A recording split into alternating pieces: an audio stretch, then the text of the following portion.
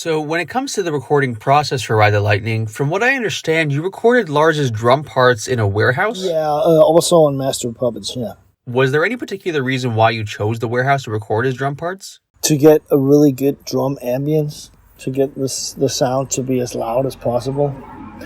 And on all the albums we did, there was this mantra called no reverb.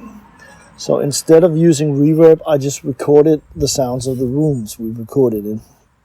Because that way you get some depth in the stereo picture.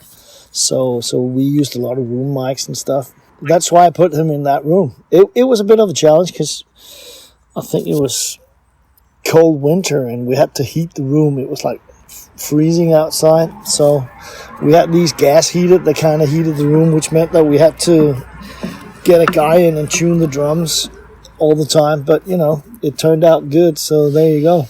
So in terms of your relationship with Lars, from what I understand, you essentially gave Lars drumming lessons during Ride the Lightning. Is this correct?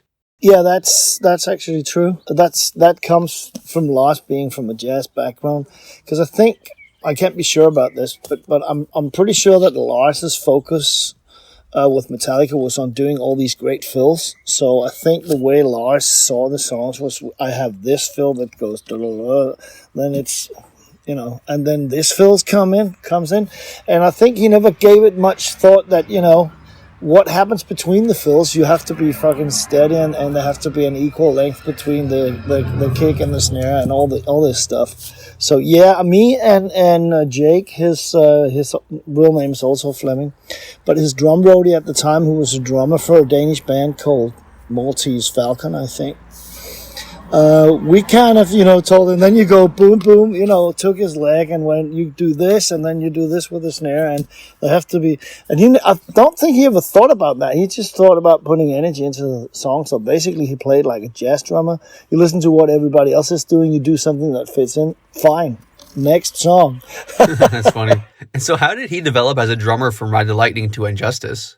Well, all of them actually developed tremendously, and it was a huge development, both in their playing skills, but also in their songwriting. In my opinion, they got better and better musicians from album to album.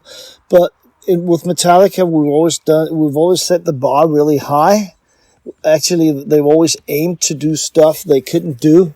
So actually, they're always pushing themselves to be better and better, and it was like that with all the albums I've done. And basically they weren't able to perform their own songs because they were too difficult, but we got it on tape anyway, which is a great way to develop as a musician, and just basically get your chops together.